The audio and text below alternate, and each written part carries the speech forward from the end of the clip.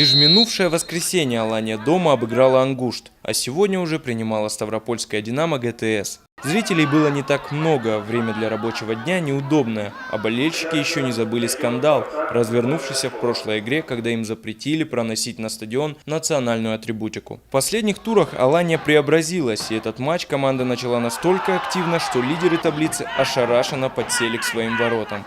Хорошие моменты для взятия ворот были у Бураева, однако нападающий не смог ими воспользоваться. К середине тайма игра увязла в центре поля. Сегодня был такой матч с лидером. Я думаю, что матч был интересный. Думаю, понравился многим, кто за ним смотрел. Я хочу сказать, это сугубо мое личное мнение. Я думаю, что мы чуть ближе были сегодня к победе, чем сегодня Динамо Ставрополь. Сегодня ребят и обвинить-то нельзя ни в чем. Просто были такие моменты, вроде... Опять же, вот сама Забураева, вроде бы мячу некуда было деваться.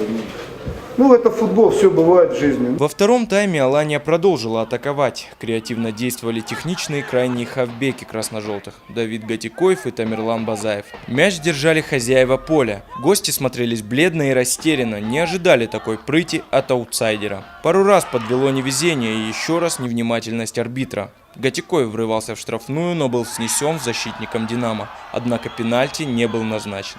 Под занавес игры тренер Алании Руслан Мерденов решил провести первую замену. С поля ушел неудачливый Бураев. Место он уступил Артуру Елбаеву. Впрочем, картина игры не изменилась. Итог 0-0, хотя Алания наиграла на победу. Мне непривычно со стороны наблюдать. Я с трибуны наблюдал за игрой, мне очень понравилось. Зрелищная игра.